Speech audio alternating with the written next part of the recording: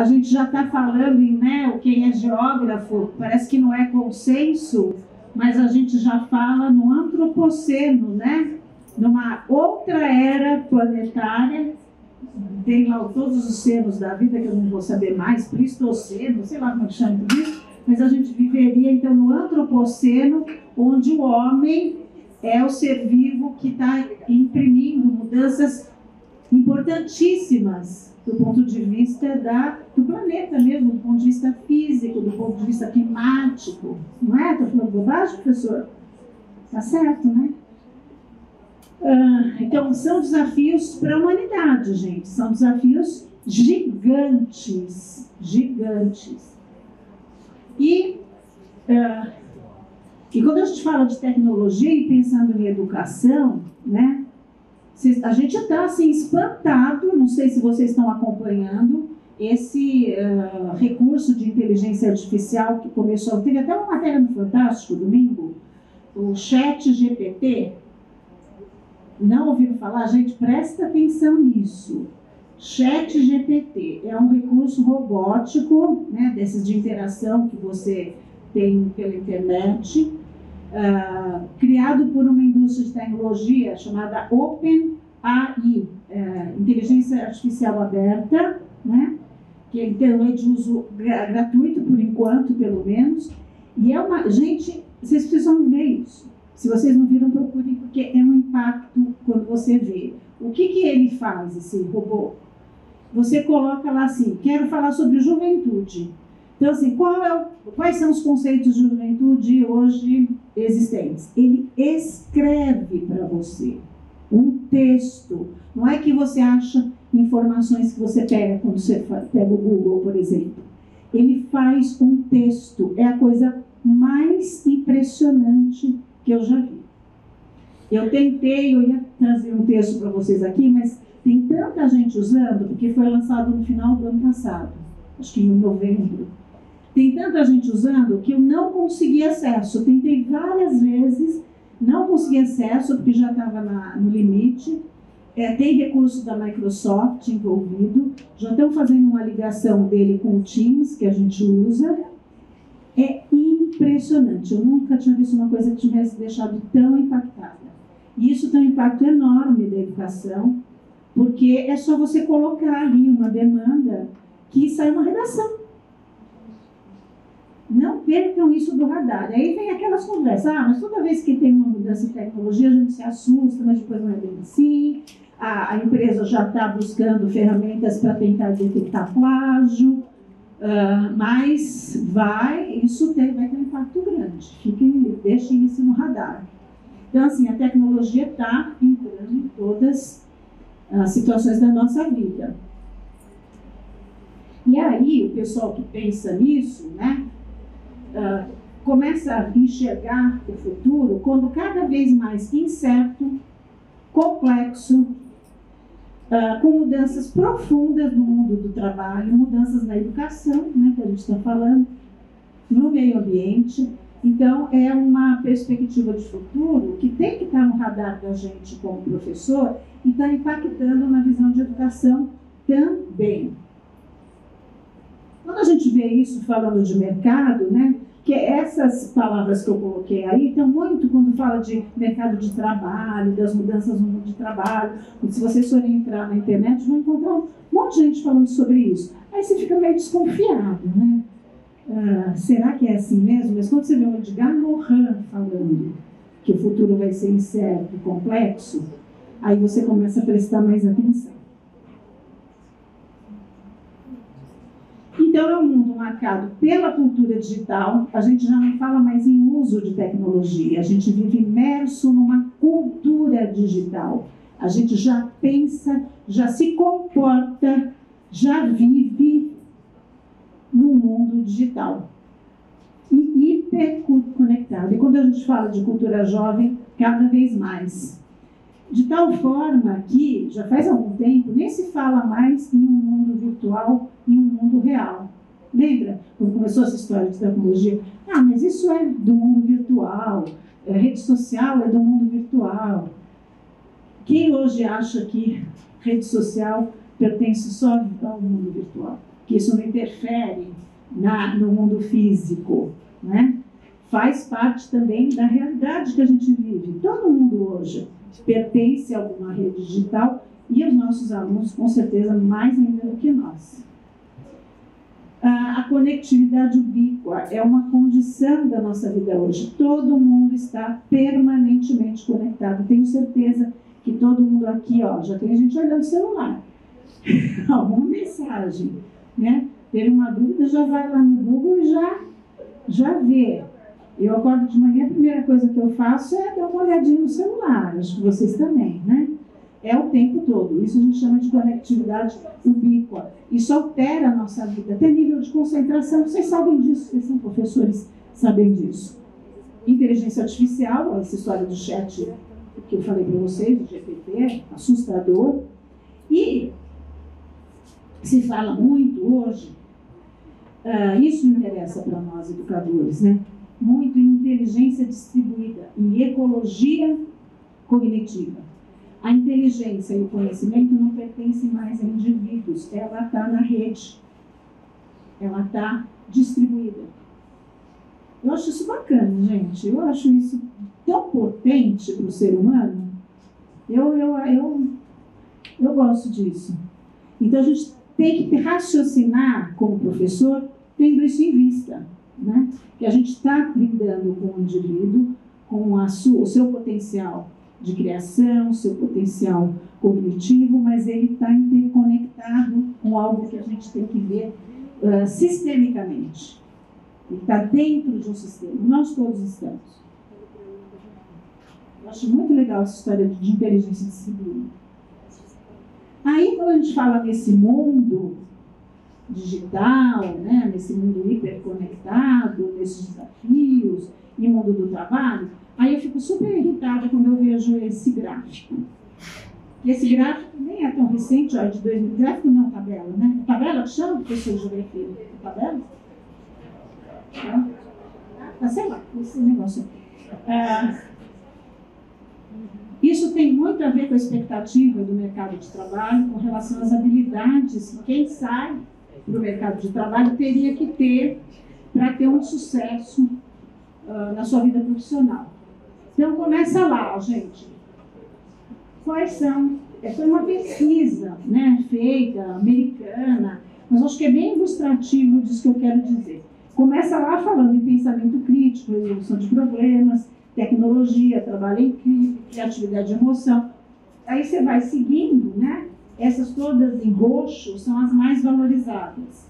Então você vai ver que aquilo que dizem que o mercado de trabalho mais precisa são as habilidades, e não os conteúdos das disciplinas, os conhecimentos acadêmicos, mas muito mais a educação, as habilidades. E isso é importante falar, porque a nossa educação hoje está pensada nessa direção, para o bem e para o mal. Por que eu falo para o bem e para o mal? Olha onde eles colocaram humanas e artes. Então, gente, é isso que me irrita. Olha a história de geografia onde está. Arte, último. Linguagem, ciências.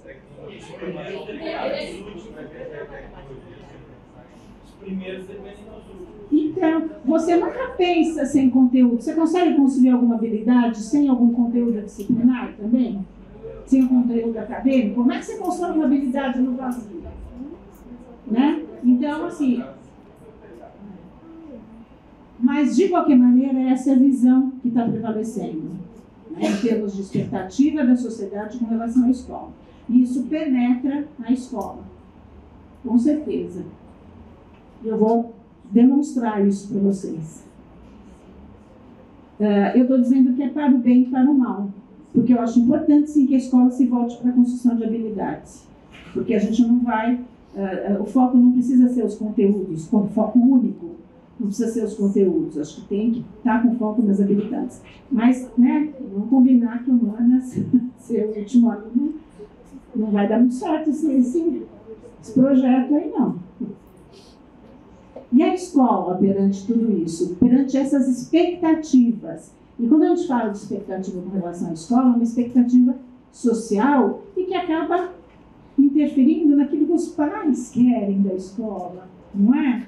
Ricardo deve lidar muito com isso. O que o pai espera ouvir quando ele vem no objetivo para matricular o filho? Vocês vão trabalhar com o quê? Vocês vão preparar para esse mundo complexo, para o mercado de trabalho, para ele poder entrar no vestibular e ter uma profissão que faça com que ele seja feliz, próspero e tudo mais?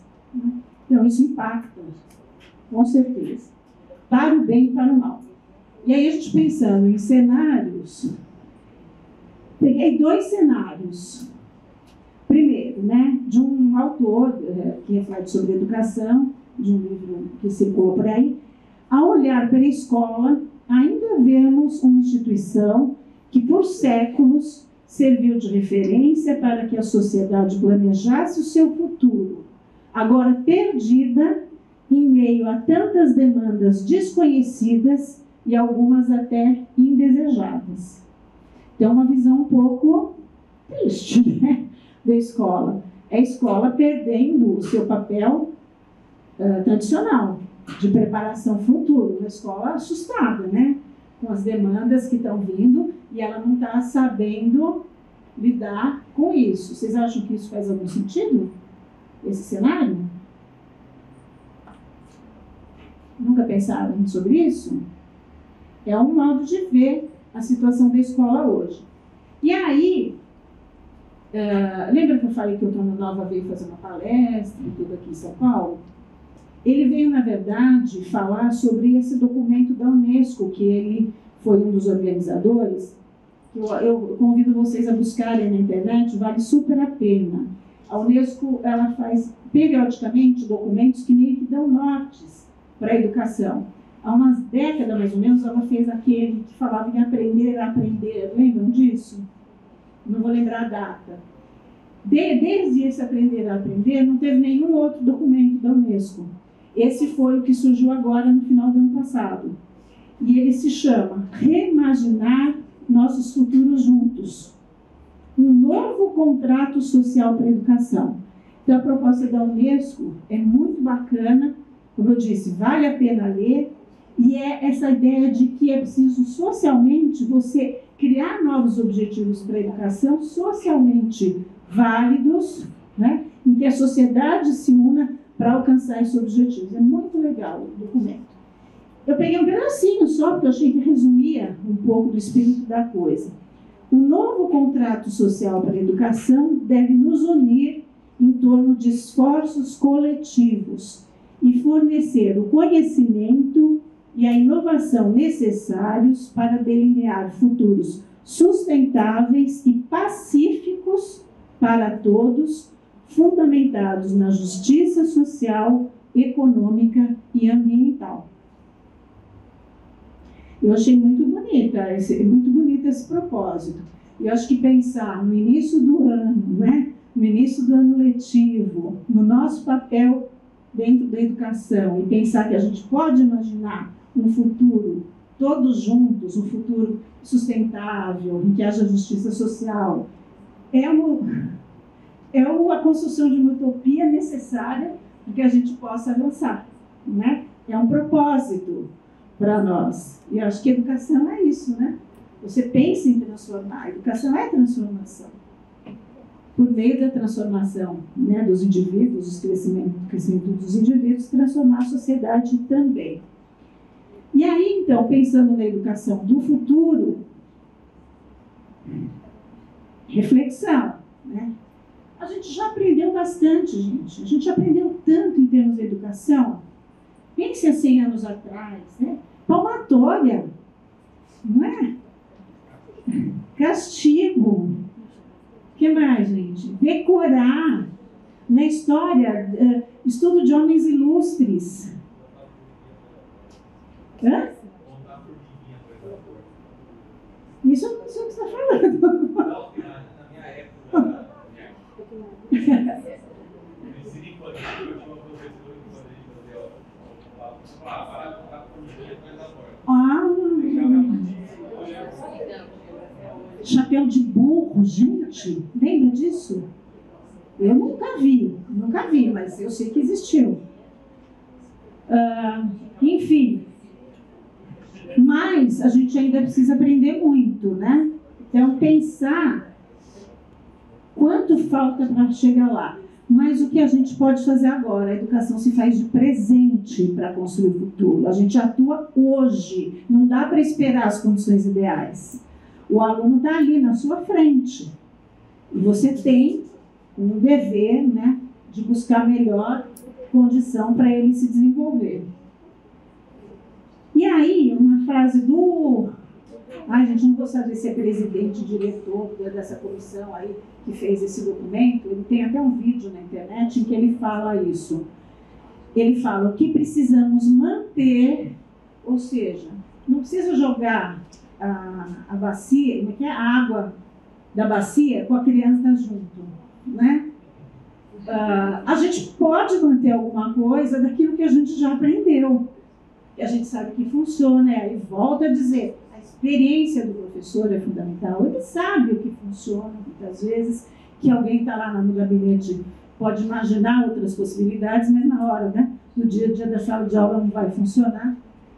O que precisamos deixar de fazer, o que já não faz mais sentido.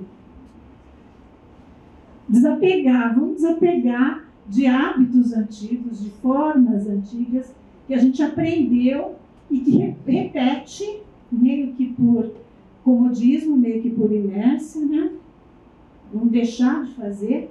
E o que precisamos agregar? Então, eu acho que esse é um lema muito legal para quem está começando o ano letivo, né?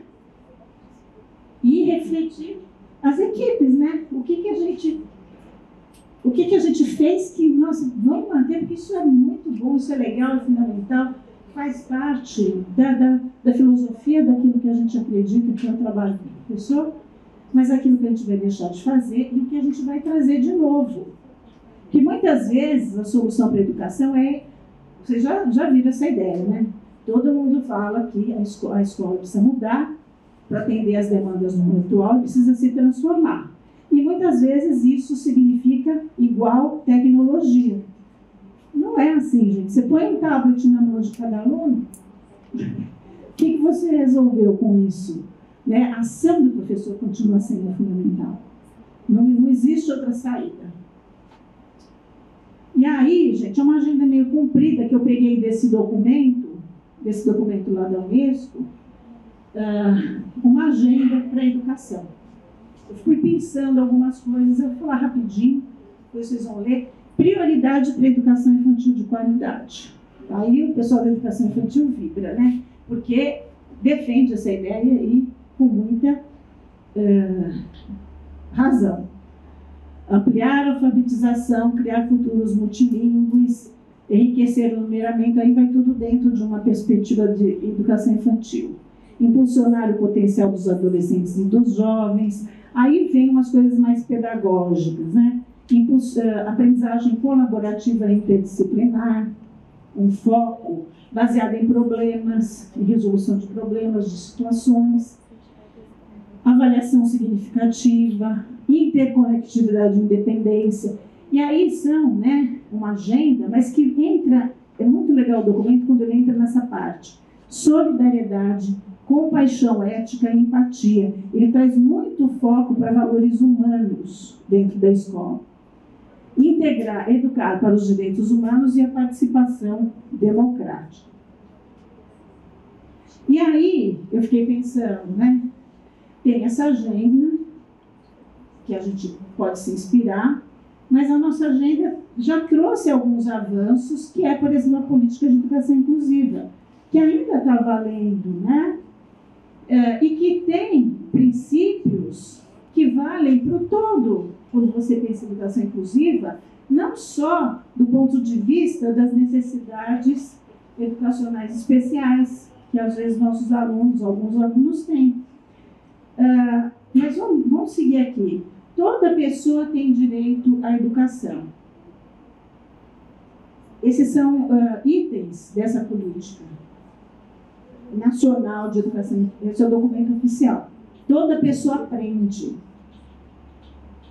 O processo de aprendizagem de cada pessoa é singular. Porque a aprendizagem é uma operação interna do sujeito. E se todo mundo é diferente, né, todo mundo tem a sua singularidade, certamente o aprendizado também tem especificidades para cada um. O convívio no ambiente escolar comum beneficia a todos. A educação inclusiva diz respeito a todos. Esse documento, como eu falei para vocês, que vocês sabem, ele tem a ver com a educação para alunos, estudantes que têm necessidades educacionais especiais. Físicas, cognitivas, de visão, né? Qualquer tipo. Mas eu convido que a gente pense numa educação inclusiva maior, usando esses mesmos princípios das necessidades educacionais especiais, mas pensando numa inclusão social. Eu acho que um país desigual como o nosso, né, pensar na inclusão social é muito importante, reconhecendo a diversidade social, tentando diminuir essas desigualdades sociais por meio do acesso à educação. A gente sabe que a educação é um instrumento poderoso de promoção social, né? O indivíduo escolarizado, ele tem mais condição de exercer a sua posição de cidadão e de atuar ativamente na sociedade.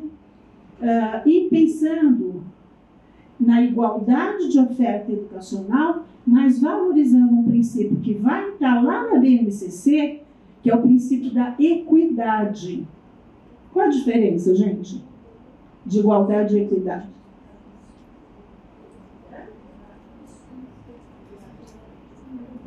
A equidade reconhece as diferenças e que nem sempre você oferecer o igual para o diferente é democrático. Você precisa oferecer aquilo que ele precisa. Aí você alcança a igualdade. Né? Então, a BNCC está muito focada no princípio da equidade. Então, vejam como é um caminho de raciocínio, gente, que está na nossa educação. Os nossos documentos educacionais, com todas as críticas que a gente possa fazer, eles são muito contemporâneos do ponto de vista dos debates educacionais. Eles são muito bons, eu acho. Isso não quer dizer que a gente não possa fazer críticas, né? Mas o norte que eles apontam, eu acho que é muito adequado para aquilo que a gente está vivendo hoje. Então, os caminhos, vou passar mais rapidinho aqui, que a gente já está. Não sei até que horas vocês suportam. Eu, como o Ricardo falou, estou até às 9, né, da noite, por conta de vocês. Mas vou passar um pouco mais rapidinho, até para dar um espaço para vocês falarem se quiserem. Então, assim, para dar conta desses objetivos de uma educação do futuro, nesse norte aí que eu comecei falando desde o documento da Unesco, passando por essa ideia de inclusão e tudo mais, muita gente vem com a ideia da tecnologia como um apanágio, né? Como a solução para todos os males. Lógico que ela pode ajudar, mas eu ainda acredito que são os novos paradigmas pedagógicos que estão circulando por aí, que podem ter muito mais eficiência, atrelados ao uso de tecnologias e de que recursos a gente tiver disponível. Daí a importância das metodologias. Quando a gente fala, olha, gente, isso é uma coisa séria que eu vou falar para vocês. Eu também fiz licenciatura de uma disciplina específica, eu sou licenciada em História, como vocês sabem, e a gente gostava de História, gostava de dar aula, mas não necessariamente gostava das disciplinas pedagógicas. Não sei se estou falando alguma coisa que mudou muito, porque faz muito tempo que eu me formei. Mas a gente, né, gostava, mas a gente gostava de biologia, de História, né? Esquece esse momento. O momento hoje é muito importante que você se aproprie da pedagogia, das metodologias pedagógicas, porque se você vai trabalhar com habilidades e não especificamente com conteúdo só, você precisa saber estratégias, você precisa saber o que funciona, você precisa, né, entender de didática geral, didática da sua disciplina. Então, assim, a função do professor hoje Se a gente pensa nas habilidades do professor, e aí eu tenho certeza que o Ricardo vai contratar um professor novo que também tiver habilidades pedagógicas. Porque às vezes ele pode ser um cientista, né, da química, mas ele não funciona em sala de aula. Então, preste atenção para isso, isso é muito importante. Porque o foco do trabalho hoje, eu nem gosto desse termo, eu coloquei aí porque estou me rendendo a tudo que aparece em termos de texto, mas eu não gosto de falar de gestão de aprendizagem porque parece que eu estou falando de uma empresa. E escola não é uma empresa, né? Mas o termo que está se usando muito é em gestão de aprendizagem, que é muito diferente de gestão do ensino. Gestão de ensino é pensar em currículo, é pensar na organização da escola, né? A gestão da aprendizagem é pensar no sujeito e na criação de situações de aprendizagem. A gente trabalha muito com esse termo hoje. Você não pode pensar apenas na transmissão de conhecimento. Não estou dizendo, lembra aquilo lá, o que podemos manter? Podemos manter algumas aulas expositivas, não é? Não quer dizer que elas não têm a sua importância, que elas vão ser banidas da face da terra, porque elas, né, são pecado. Mas você pensar que essa única forma de lidar com os alunos é suficiente, é restringir muito o seu entendimento do papel do professor hoje. Porque o foco, né, do trabalho já foi deslocado do ensino para a aprendizagem. Então, a gente fala em gestão da aprendizagem, criação de situações de aprendizagem para que o aluno tenha acesso às informações necessárias e às habilidades que ele precisa construir e fazer curadoria de conteúdos, outra coisa que, né, sempre as pessoas estão dizendo, acho que basicamente são mediação de aprendizagem. O professor, então, ele tem que estar entre o objeto do conhecimento, os instrumentos, os recursos e o aprendente. Então, é nessa mediação que o professor funciona. Tenho certeza que vocês são uma escola, né, bem eficiente, pelo que a gente está acompanhando, né, e já sabem de tudo isso. Só estou lembrando vocês. Então, o foco do trabalho, nessa visão educacional, dentro desse contexto todo que eu tentei passar para vocês, é uma educação focada para desenvolver habilidades e competências capazes de resolver problemas complexos. Eu vou passar rapidamente aqui e entrar aqui nessa fase que eu também achei muito legal de um estudioso que eu gosto muito, gente. Ele tem um livro fantástico, que foi minha cabeceira durante anos. O Pierre Levy, ele acho que é canadense ou francês, não lembro mais, Tecnologias da Inteligência. Ele é voltado para estudar a inteligência nesse mundo contemporâneo que a gente vive. E ele tem uma frase que eu achei legal para trazer para vocês, que sintetiza um pouco tudo isso que eu falei. O professor torna-se o animador da inteligência coletiva dos grupos que estão a seu encargo. Olha aquela ideia da inteligência compartilhada, né? Sua atividade será centrada no acompanhamento e na gestão das aprendizagens, incitando a troca de saberes, a mediação relacional e simbólica, a pilotagem personalizada dos percursos de aprendizagem. Quando a gente fala em personalização do ensino, é justamente entrar nessa ideia da equidade. Você trabalhar aquilo que o grupo precisa e que o indivíduo precisa. Dificílimo isso quando a gente tem turmas, né? Como em todas as escolas, tem de 30 a 40 alunos, porque é assim que funciona a escola, o sistema de ensino hoje, né? Muito difícil você pensar em personalização do ensino nesse contexto. Mas é um horizonte. Um horizonte para onde a gente pode pensar em ir. Que deve pensar. Então, os alunos e professores têm que estar envolvidos numa atividade criadora, reflexiva, crítica, compartilhar. Eu sei tudo isso, vocês já ouviram falar muitas vezes, mas eu queria só passar rapidinho por essa ideia aqui, né? Até eu fiz uma palestra, acho que há 2 anos atrás, ainda no auge da pandemia, sobre o que muda na educação pós-pandemia, né? E, na época, todo mundo só pensava nisso, no ensino híbrido. Naquela época, até se pensava no híbrido como só uma alternância entre espaços virtuais de aprendizagem e espaços presenciais de aprendizagem. Mas, na época, eu chamava atenção, e volto a chamar aqui, que quando a gente fala nessa introdução de tecnologia, desses ambientes virtuais, eles têm que funcionar de maneira integrada. E que sempre o ponto de partida é o objetivo de aprendizagem do professor.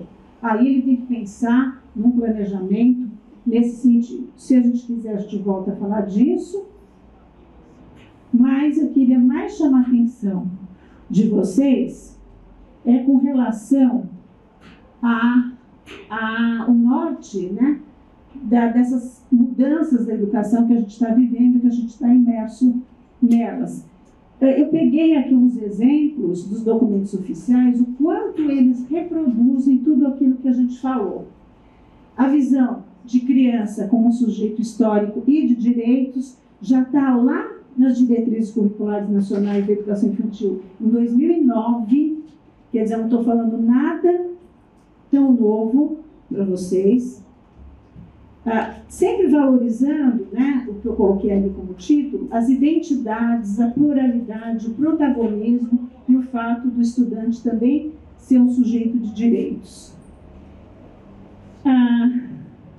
Quando fala dos jovens ainda, né, em 2013, ainda nas diretrizes curriculares nacionais gerais de educação básica, fala com sujeitos históricos, direitos, reconhece essa situação que a gente vem comentando. De sorte que mais adequado seria falar de infâncias e adolescências no plural. Às vezes a gente lê os documentos oficiais e não presta atenção no significado do que eles estão dizendo. E o significado é muito denso, isso que está sendo dito ali, em 2013, no documento oficial. A BNCC reforça tudo isso quando fala nas séries finais do ensino fundamental. Olha, as mudanças próprias dessa fase da vida implicam a compreensão do adolescente como sujeito em desenvolvimento, com singularidades e formações identitárias próprias, que demandam práticas escolares diferenciadas, capazes de contemplar suas necessidades de diferentes modos de inserção social. Gente, o foco não está naquilo que ele tem que aprender, mas como ele é e como a gente pode ajudar ele a aprender. E as diretrizes nacionais do ensino médio de 2019 reconhece também, olha, termina como multiplicidade de atravessamentos sociais e culturais com relação à juventude, produzindo múltiplas culturas juvenis ou múltiplas juventudes. Então, a ideia da pluralidade está muito contemplada e nos documentos oficiais e na BNCC, que eu já comentei que se pauta pelo princípio da equidade educacional e respeito às singularidades regionais também. E quando a gente fala de educação infantil, olha, voltando lá naquele início da educação infantil, a BNCC fala em direitos de aprendizagem. E isso também não é trivial, porque a criança é um sujeito que tem direitos, e os direitos para a sua faixa etária são de conviver, de brincar, de participar, de explorar, de expressar e de conhecer-se. E na nossa... tudo isso é considerado quando a gente elabora o nosso material didático. No nosso material didático, a gente reconhece, né, como teria que ser mesmo, porque, né, esse é um documento normativo, a gente tem que seguir, mas combina com o nosso jeito de pensar. Tanto é que quando a gente teve que fazer as adaptações, né, Meia, a gente foi adaptando de uma maneira muito tranquila para a BNCC, porque já combinava. porque a gente está em sintonia com esse modo de pensar. A Mé está dizendo que a BNCC colocou a cereja no nosso bolo. Então, assim, as adaptações que nós tivemos que fazer foram mais formais do que de espírito, de modo de vida, de modo de pensar. Então, assim, vocês podem ficar tranquilos, porque a gente está muito dentro dessa visão toda de educação. E aqui, né, são os nossos campos de experiência, até aqui, né, na reformulação, a gente está passando por uma reformulação outra do material da educação infantil, vocês sabem disso, né? Mas com a sinalização dos campos de experiência que vem da BNCC, para ajudar vocês a identificarem tudo isso. No ensino fundamental, a gente também está muito dentro de toda essa visão, desde do primeiro ano até o nono ano.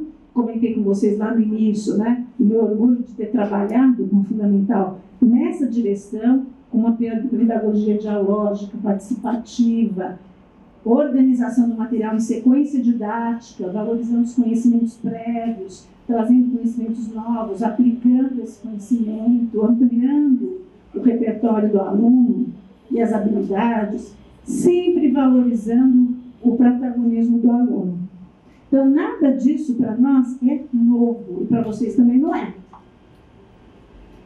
Aqui algumas sequências didáticas, né, do material do Fundo 2, algumas que se repetem no Fundo 1, mas tem específicas.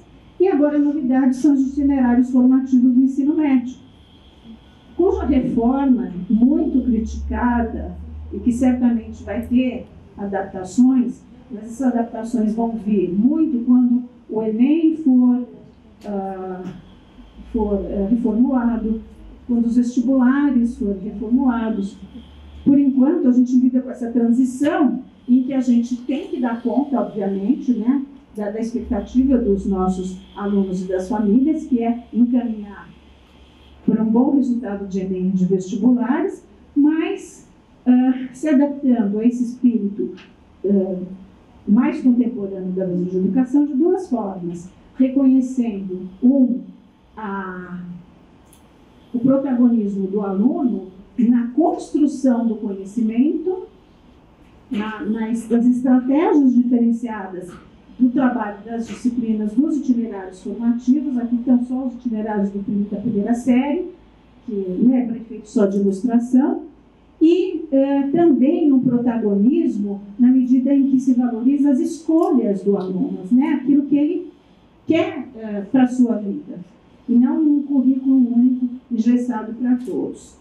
Como eu disse, é uma transição, muita coisa ainda vai acontecer, a gente mudou o governo, muita coisa pode ser alterada, mas o espírito da reforma do ensino médio e da BNCC, que define as aprendizagens para o ensino médio também, está nessa direção do protagonismo do aluno.